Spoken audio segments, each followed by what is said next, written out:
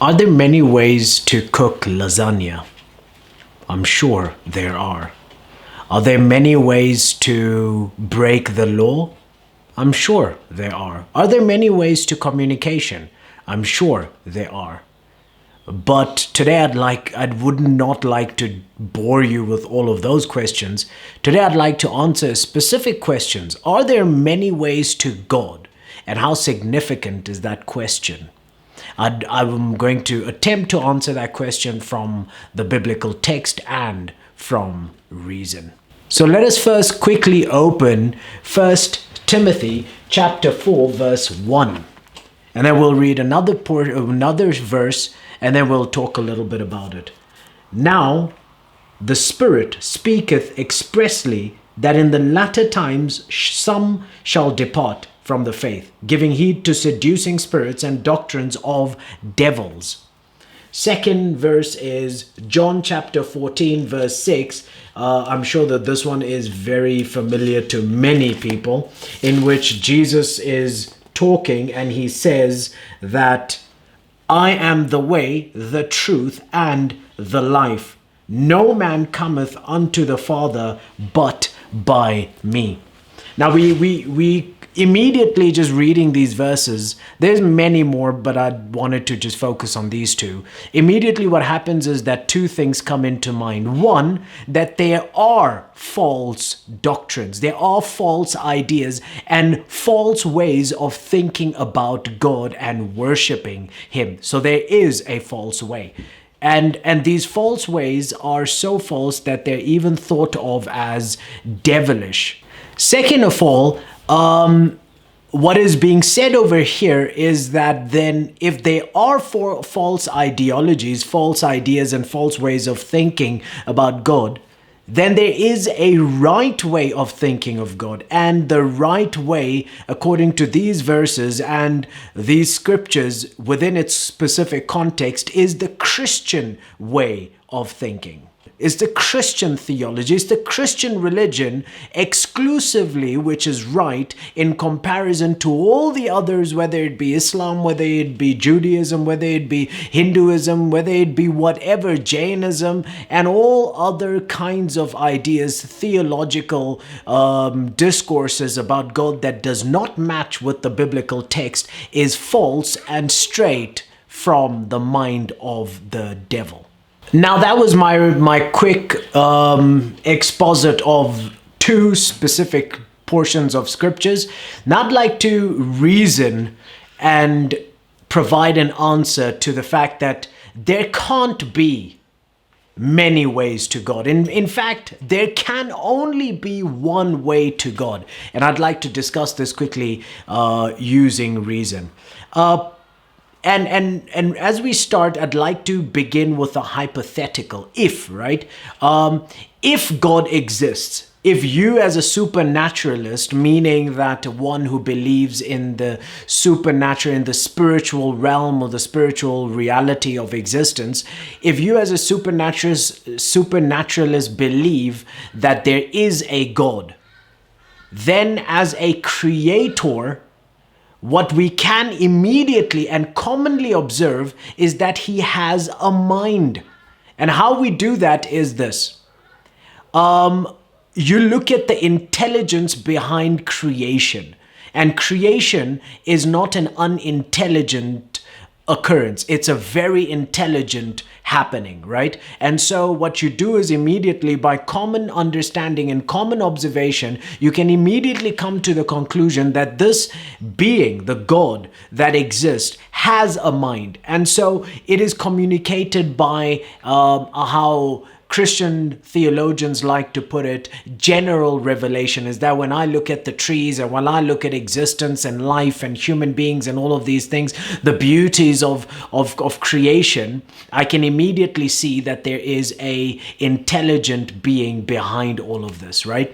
And so that is what is confirmed, that He has a mind. Number two, now, the second point developing from the first, that He has a mind, is that He has likes and He has dislikes. How we can observe that is this. I'll quickly use an example. It is common for mankind to have 2 eyes and not 10. Why?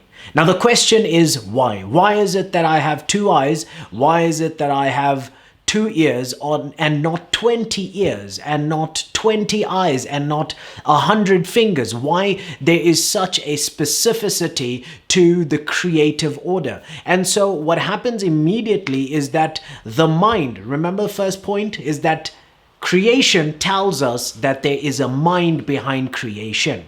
Right? And so that mind is very selective in the way it chose to create. So in that sense, when it is selective, it chooses because it prefers, it likes this manner of appearance and function of all creation. So that is point number 2, that we can, by common observation, we can come to that conclusion that there is a mind behind this God. And number 2, that the mind of God likes and has dislikes. Thirdly, is that God that has a mind and has dislikes and likes, it cannot be that God has likes and dislikes merely in the way that he fashions human beings like myself. The only thing that he was concerned about was that Shamoun would have 2 eyes and 2 ears, and big ones, but 2 of them, right? And so it cannot be that his likes and preferences is limited to that. If he is a being, he has a purpose. The mind implies that there's purpose behind this intelligent creation, and therefore purpose affirms and confirms the fact that it is intelligent. And if there is a purpose, for example, if I cook a meal, lasagna, for example, I have only one purpose behind that lasagna. I have not many purposes. For example, if I made up my mind that I'm cooking lasagna for a specific reason, I will carry that reason out. It is not that I'm going into the kitchen aimlessly, purposelessly, and I'm just finding myself just stupidly cooking lasagna with no apparent reason behind what I'm doing. And so if that is the case, then the purpose of God, because of the mind and the intelligence of this mind behind God, leads me to conclude, and leads everyone and should lead everyone to conclude, that his purpose is very specific. And so those who argue that there are many ways to God, we need to realize that very reasonably and rationally one very prominent thing, and that is this. It cannot be that all religions or all ways of thinking about God can be right, that all manner of living life can be right, is because, for example, the Islamic theology of God and the Christian theology of God go completely in opposite ends to each other. They contradict one another. And it can't be that Islam and Christianity are right at the same time. The Islamic way of doing things is radically different than the Christian way of doing things. The Hindu way of thinking is very different than the Muslim way of doing things. And so if we say that all ways are right, all of these right ways contradict and lead each individual following these things in different ways, fulfilling different purposes, many purposes. Now, if there is intelligence behind creation, that intelligent being and that intelligence in itself demands a specific like and preference. How is it that many religions, one specific preference, cannot fulfill that one specific preference? So therefore, it must be that God, if there is a God, and if he is intelligent, and if there is a purpose behind life, that he is within himself so confused and so contradictory that he allows men to live out whatever purpose they like to live out. It cannot be that, because that kind of God is not intelligent. He is rather unintelligent. He is stupid. Forgive me for saying that, but he is stupid because he is unable to direct his own intelligence in a specific direction. And so Jonathan Edwards is one of my favorite Christian philosophers.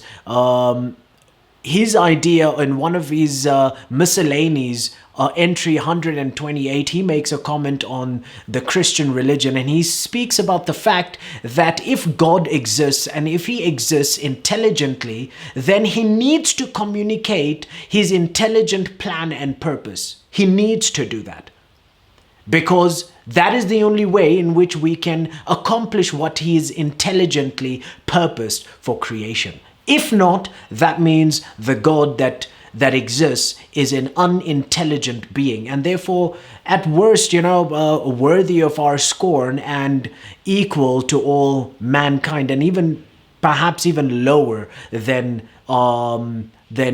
primate thinking. He does not hold high levels of intellect. He holds a very low level of intellect. And I personally refuse to think of God as being a being that has a lower intellect than myself. I think that he is able to think far better than I can, and he has a complete sense of knowledge within himself, not an incomplete sense of knowledge which is within me and within all men now and in antiquity. So my encouragement to Christians, that it is fallacious to think of the Christian God biblically, that he is actually allowing he allows people to worship him in any way, shape, or form. He is very specific in the biblical text as to what he requires and all of that. And from pure reason, if we reason and we employ rational theology, you cannot come to a point where, if you think about this issue of many ways to God, if you think about it systematically and appropriately, you cannot come to this conclusion that there is and there can be many ways to God, because the very idea of God and his intelligence, thinking about his intelligence and his mind, cannot allow us to get to a place where we are happy in such a conclusion that yes, though God has one mind and one purpose, he is okay with every people living out all kinds of purposes. There's a lot more to be said on this issue, but I think and I hope that these two responses, this immediate biblical, these two scriptures that I've shared, and the short reasoning that I've provided for you, has been able to answer your questions and been able to encourage you Christian brothers and sisters, and for the skeptics, that has given you something to think about. My name is Shamun Khan. Thank you for watching, and I'll see you soon.